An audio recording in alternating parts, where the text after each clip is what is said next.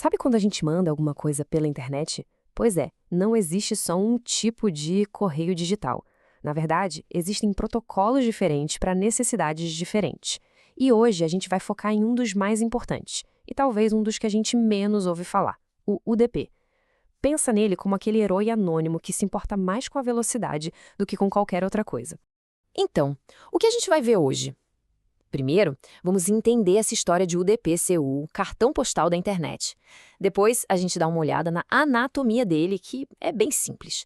Aí, vamos ver como ele faz a mágica acontecer, em chamadas remotas e no streaming, que a gente tanto usa. E por fim, a gente fecha entendendo essa filosofia dele, velocidade acima de tudo. Bom, para começar, vamos usar uma analogia que, olha, é a melhor forma de sacar o que é o UDP.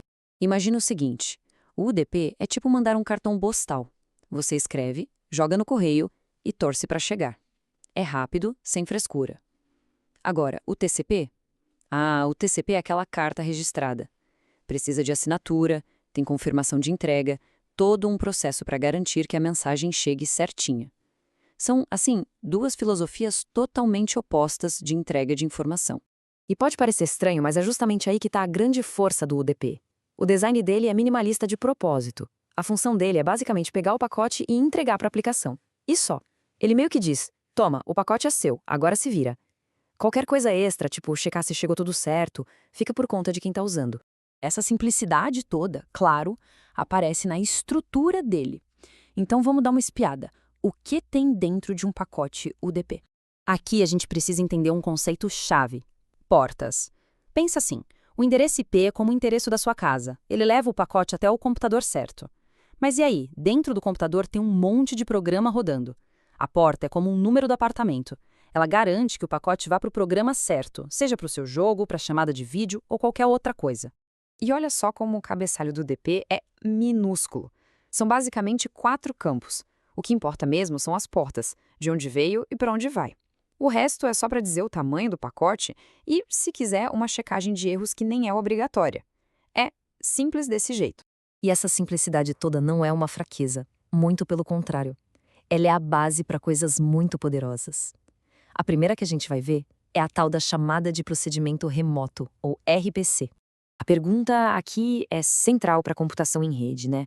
Como que um programa num computador consegue chamar uma função em outro computador lá do outro lado do mundo, como se ela estivesse ali, do lado dele?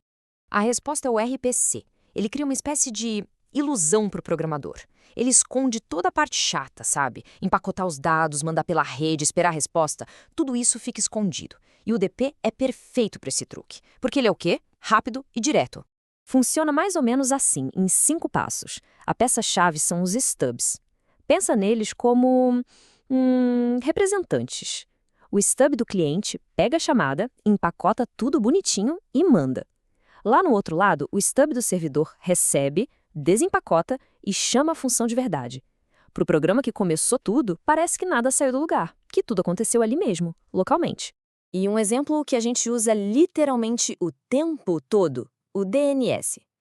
Quando o navegador precisa saber o endereço IP de um site, ele faz o quê? Manda uma perguntinha rápida para um servidor DNS e recebe uma respostinha rápida. Essa troca de pergunta e resposta é um caso clássico de RPC usando o DP. Simples, rápido, eficiente. Ok, agora vamos para outra área onde o DP brilha muito. Aplicações em tempo real. Pensa em streaming de vídeo, chamadas de voz, jogos online. Para streaming, é comum colocar uma camada extra em cima do UDP, o tal do RTP. Funciona assim: a aplicação de vídeo, por exemplo, conversa com RTP, o RTP organiza os dados nos pacotes e entrega para o UDP. E aí o UDP faz o que ele faz de melhor, envia tudo rapidinho, sem se preocupar com garantias. E essa citação aqui é perfeita para entender por que o UDP é o cara certo para isso. Pensa numa chamada de vídeo. Adianta alguma coisa receber um pedaço do áudio que já passou a 1 segundo? Não. É melhor simplesmente perder aquele pacotinho do que travar a conversa toda para esperar ele chegar. Aqui, a falha do UDP de não reenviar pacotes vira uma baita vantagem. Mas o streaming tem um inimigo. O nome dele é jitter. É o seguinte: mesmo que os pacotes saiam da origem em um ritmo perfeito, a internet é caótica. Um pacote pode pegar um caminho, outro vai por outro, e eles acabam chegando fora de ordem ou com intervalos de tempo todos bagunçados. Quando o jitter tá alto, é aquela experiência frustrante. O vídeo fica travando, o áudio picotado, horrível. Agora, com o jitter baixo, tudo flui que é uma beleza. A imagem e o som ficam lisinhos do jeito que tem que ser. E como se luta contra o jitter? Com uma coisa chamada buffer. A ideia é simples. O aparelho que está recebendo o vídeo, em vez de tocar o pacote assim que ele chega, ele guarda alguns pacotinhos por um instante. Ele cria uma pequena fila de pacotes. Isso funciona como um amortecedor, garantindo que sempre tenha o próximo pedaço do vídeo pronto para tocar, mesmo que a rede dê uma engasgada. E tudo isso nos leva de volta para o coração da filosofia do UDP. É tudo uma questão de escolha, de uma troca consciente. Então, para ficar bem claro, é super importante a gente lembrar o que o UDP não faz. Ele não controla o fluxo para não afogar quem está recebendo os dados, ele não se mete no congestionamento da rede e, o mais importante de tudo, ele não está nem aí para reenviar pacotes que se perderam no caminho.